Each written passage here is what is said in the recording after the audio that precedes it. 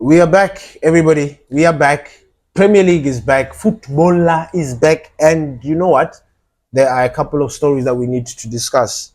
Chido Obi is back and is available for selection against Newcastle. Oh, whoo!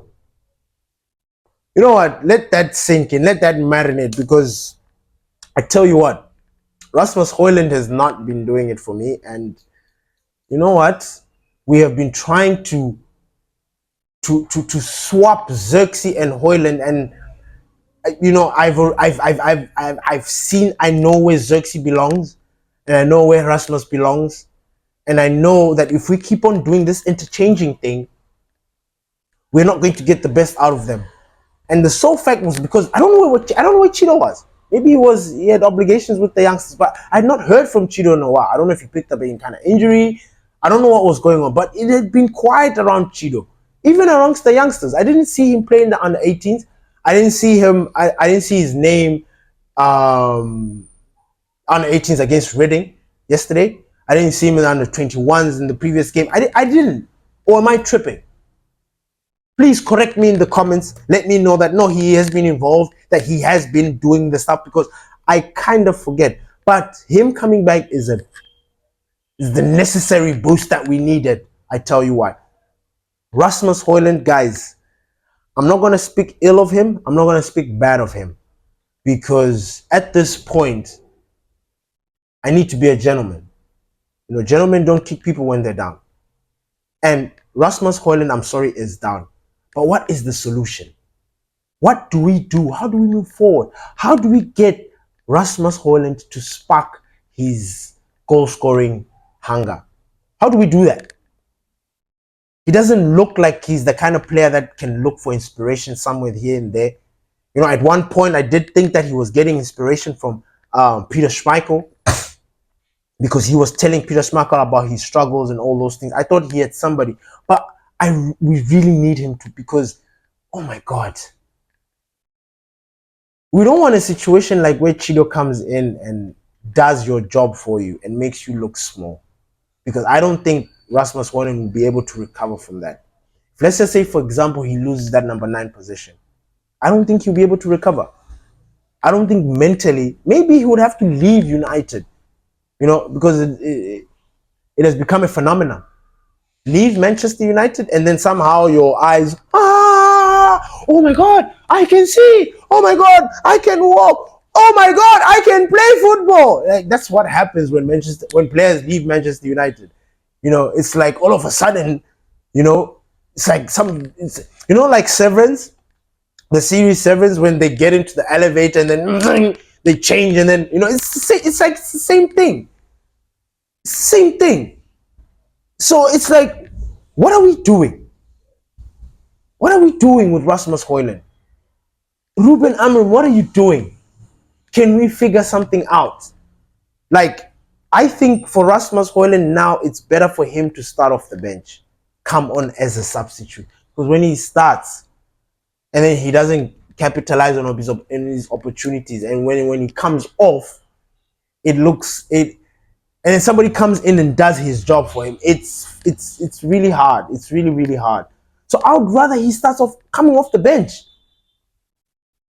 Yeah, it's hard. You starting Chido, but Chido is more of a threat than he is. Chido has got those striker instincts than he is. Remember when Pastor D was saying that when the players were not getting service? I believe when he saw the highlights and he watched that game, I think he can agree that our people are being serviced. Pause. Like, they are getting service from their players, everything. Like, the deliveries are coming. It's just the players that are not finding themselves in the right positions and places. So that service excuse is out the window. What's the new excuse now? What's the new excuse? No, Dalot doesn't cross. Okay, I can understand. What about Dogu? What about Bruno? Huh? No. They are fine. Garnacho, when we get into the far play, he doesn't pass. Hmm.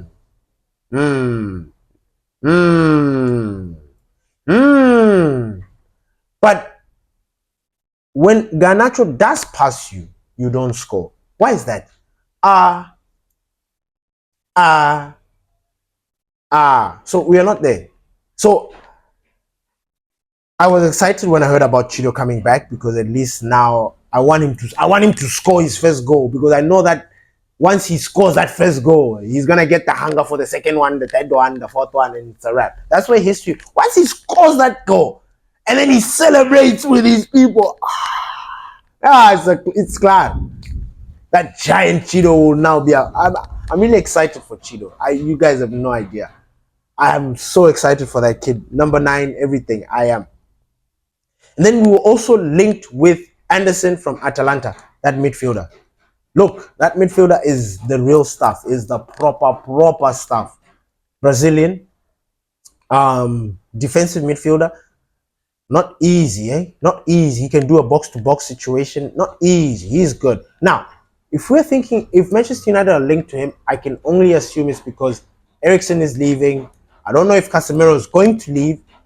But we also need extra muscle in that midfield, because Coleman can't do it himself. Ugarte can't do it himself, and he's got a little bit of injury in him. So we're always going to need somebody that's going to be solid. Collier has just picked up an injury as well, or he's picked up something, which is very sad. But he's somebody that's for the future. I'm scared he's going to become one of those players that Manchester United turn a profit on, because he's so good. He fits into our squad, meaning that he can actually do a job anywhere else. The way he plays, he can play in Liverpool, he can play at Man City. He can. And when I say that, I mean the gaffer, obviously, the manager, the respective manager, finds a way to put that player in. But he can. He is that good. Collier is that good. So, yeah. So, I've lost my train of thought. What was I talking about? Yeah, Chido Obi. Anderson. So, if we get that midfielder, it's just going to be another game changer. Another game changer. And we need that. And then another player that we've been recently linked with is Matues Cunha. Matues Cunha from from Wolves. Look, if Manchester United can get this guy, huh? If we can get this guy, we are going to be better. I'm telling you, next season, Champions League, like if we win Europa this season and we get this Cunha guy, next year, Champions League, we're going to be a problem. Premier League, we're going to be a problem. Carabao, Europa, whatever, we're going to be a fucking problem. Believe it. Because, we always talk about we need more Brunos in the team, right? Now, I'm not saying that Cunha is Bruno, but Cunha is another Bruno in the sense that these are the kind of players that we need. We don't need softies. We don't need people that whine a lot. We need men. We need men who just get on with the job. You know what I'm saying? We need men to come there and do the job. Do you understand? Cunha is that guy. He's got the same characteristics as Bruno. Tenacious. Doesn't stop. Very strong. He wears his heart on his sleeve. Very passionate. He's everything. And as a player, his characteristic, he's a very good like him and Xerxes, same WhatsApp group. In the way their style of play. If you wanna pick similarities in players, Cunha and Xerxes are literally two peas in a pod. I know some of you will not understand it, but go and figure it out. But they are. Now imagine having 2 10s, those kind of 10s, under a striker. That makes sense. Even Højlund, look, I'm not gonna shit on Højlund. He just needs to be dropped.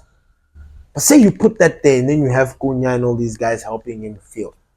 You look at the way the ball carrying skills of Xerxes.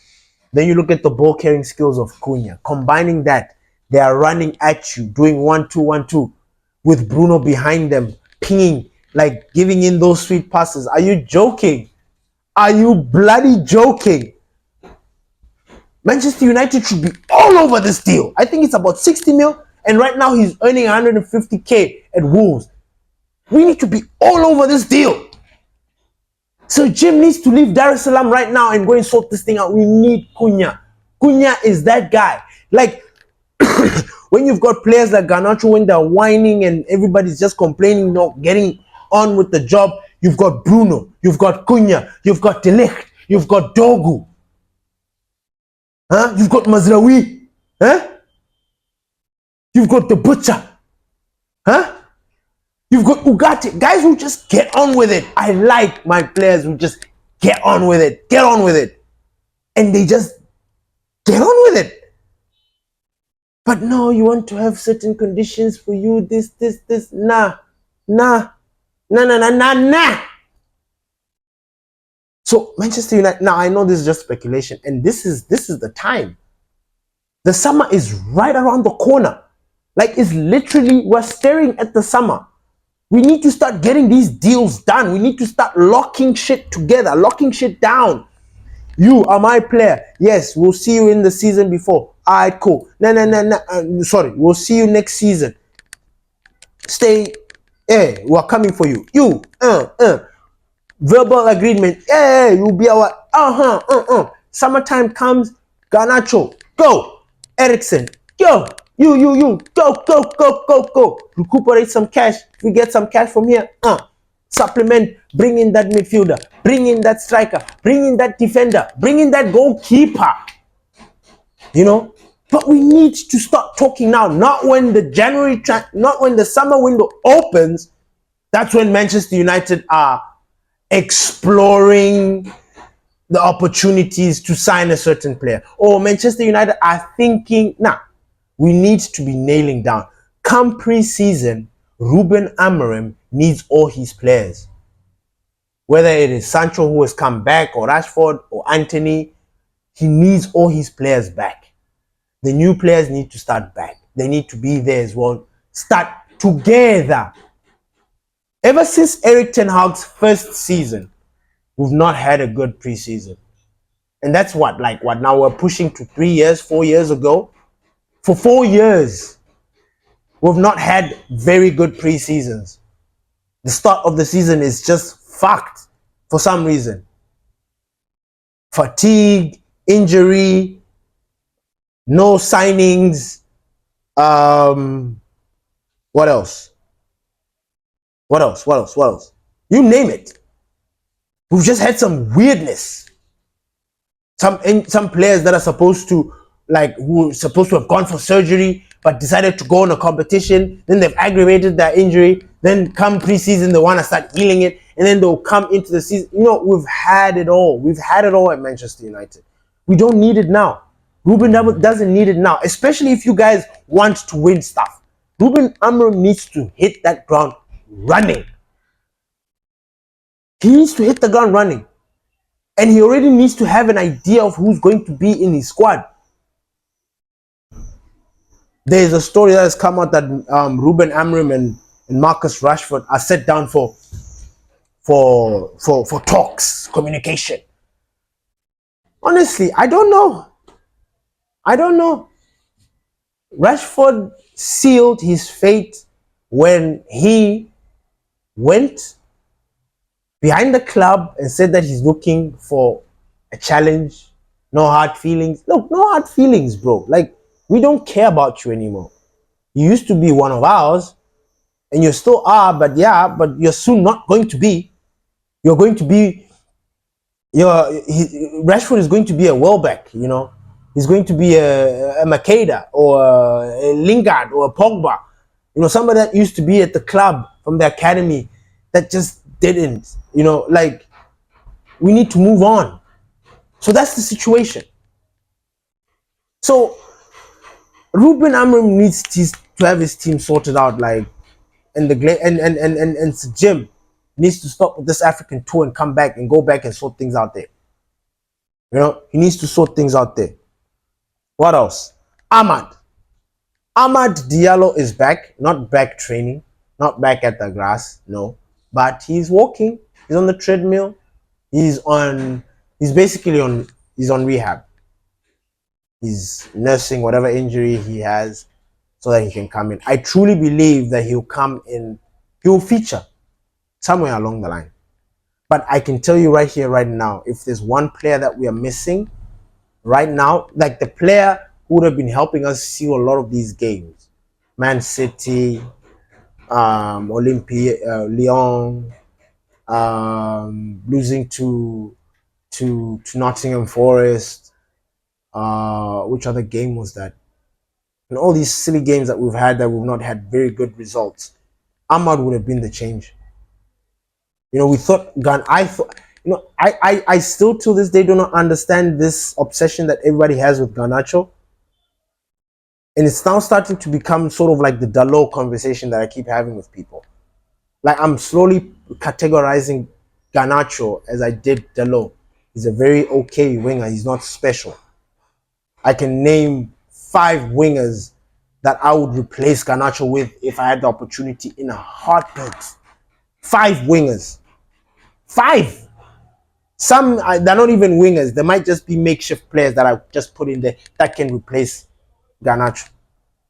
So this whole thing of like Garnacho he's got the highest ceiling and he's the one who we're gonna I don't believe it. I don't believe it. He's already showing me signs of character of this petulance. Like Garnacho looks like a petulant child. Like he's exhibiting behaviors I saw on Rashford. Remember when Rashford? Now this is tricky. Now a lot of you are not following us. Pastor D will agree with me. In fact, Pastor D will actually corroborate the story. I think I was one of the first guys to sound the alarm with Marcus Rashford, saying that this guy is not it. He's not doing it. And I remember. So now I'm losing my train of thought. Now I remember at the time, what was really going on with Marcus Rashford? Yeah, everybody else was saying Marcus Rashford is doing the business, scoring goals. He was chipping in here and there, assist, goal, and doing it from a place of like he's playing champagne football. He wasn't really exerting himself. That commitment that people ended up seeing was not there. That thing of not tracking back had already started at that point. I remember he wasn't tracking back. He wasn't doing this. He wasn't doing that. And I just thought to myself, I'm like, yo, Rash, this is Manchester United, bro. Like, you need to run. You need to bloody run. Because we need these guys to do these things. And, you need to defend. You need to help your teammates. You need to do that. You need to do that. And then every now and then, or every once in a while, you would see him help defend, and it will look cool, everybody will clap. But that's like one time in 25 occasions prior to that, something like that. And I'm starting to get the sense with Garnacho. I'm looking at Garnacho. I'm looking at his body language. I don't know what you guys are seeing, but I'm not seeing a winger that can take Manchester United to any level. I don't see a wing, and I know it sounds harsh saying this because I'm actually building up, because I actually want to blame Ruben for this. I want to blame the gaffers for this. So I see Garnacho, I don't know. Maybe he will get better. I don't know. But right now, we need right now. Like Garnacho, this is his second opportunity for him to prove himself that he's that. And I'm not seeing it. How he even gets into conversations with Lamine Yamal is beyond me. Like, you cannot mix the two. You cannot put them in the same. You can't. You can't. Because Garnacho is not that kid. You look at him. I'm gonna give you guys a challenge, right? Watch Garnacho. And when I say watch Garnacho, I don't know how you guys watch football. Maybe you watch him when he gets an opportunity and he hits a cross, you're like, but watch him off the ball. Watch him make runs off the ball. Watch him when he's dispossessed, right? What he does. Watch him. Watch him when he's dispossessed and the guy takes off and he needs to chase that down. Watch him. Look at the effort that he puts in defending. You will have a completely different story or perspective on Garnacho when you see those things. Watch his tracking back. Watch his attitude when it comes to defending. Watch his body language. There's this crazy stat that has been floating around about Garnacho, and which emphasized my point, which actually even doubles down that our front three, apart from Ahmad and apart from maybe I'm adding Xerxes because Xerxes is not a prolific number 9. He's a very good number 10. But our front three is not good. Was not good. There's a stat that has said that Garnacho, he will score one after 25 chances. Just let that sink in. I think I make that simpler to you. So after every 25 shots, Garnacho will score one. That is bad. I don't think you guys understand how bad that is. How terrible that is. How pathetic that is. And you call yourself a professional football player. I'm sorry. No.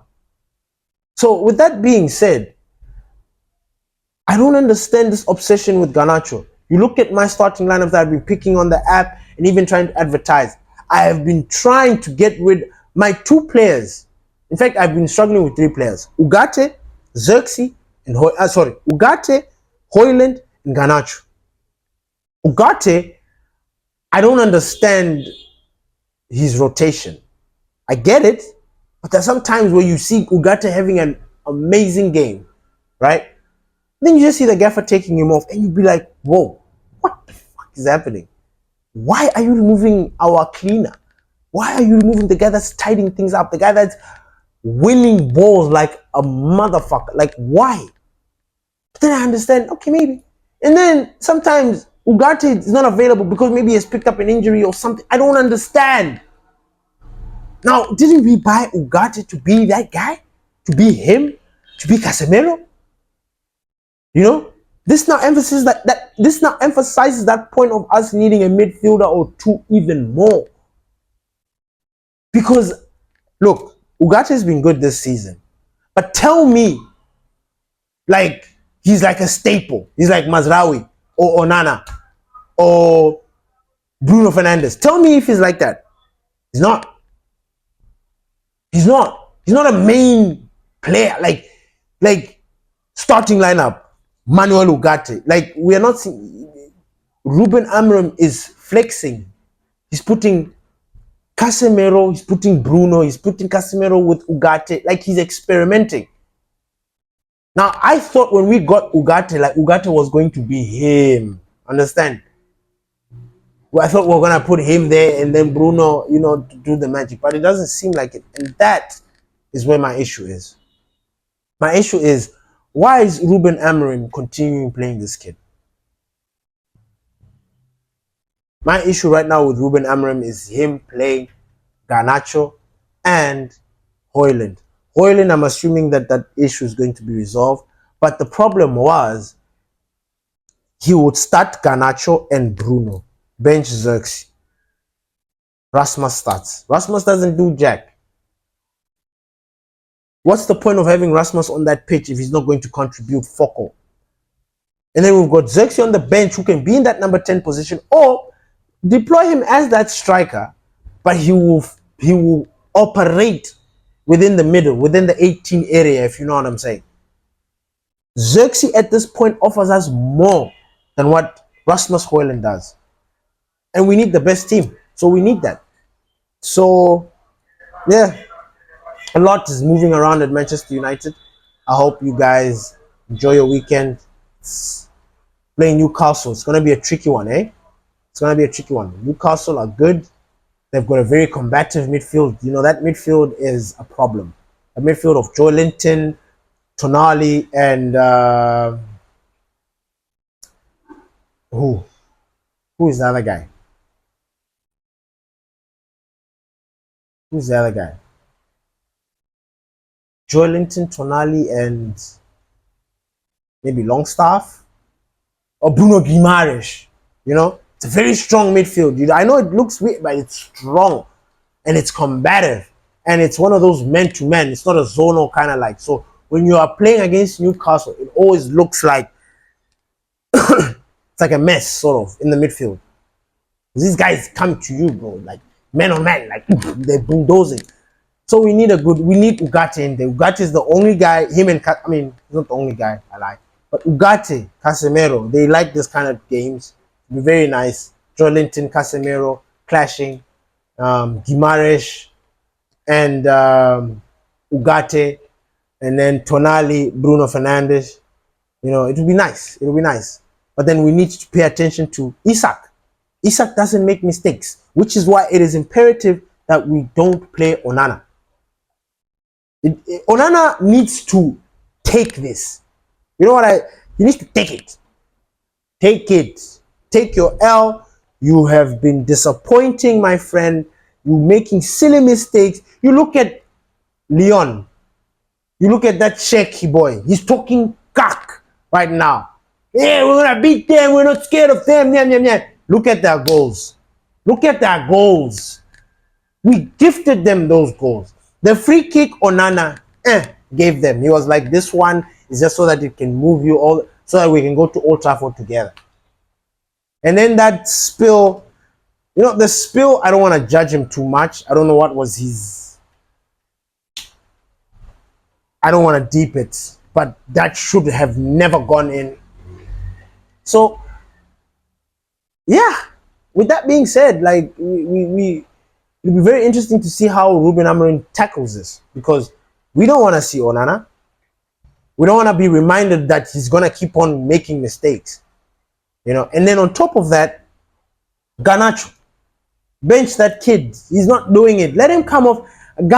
I repeat, Garnacho is a problem when he comes off the bench.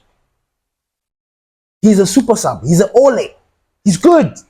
He's always got something to prove. He's always got that extra energy to burn as compared to when he starts.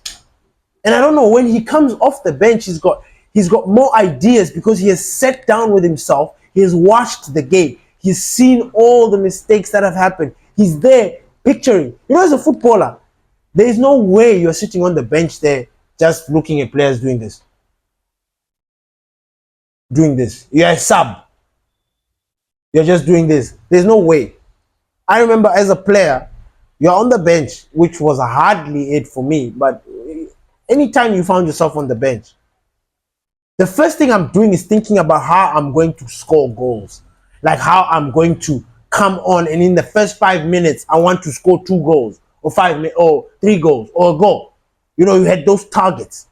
I've identified that left wing there is sort of limping. I'm going to go for him. I'm going to attack him. You know, you picture all these things, look for loopholes. Yes, the manager is going to deploy you. The manager is going to give you instructions. But you as an individual, as a player, you're telling me you're sitting there just thinking about what time you're going to go home. You're not thinking about how you're going to change this game. So Garnacho is a super sub, guys. He is. He is. Let's use him as a super sub. And then we take it from there. Let's see what won. Thank you, everybody, for listening to the Glory Reds podcast. Is Don Benito. Peace.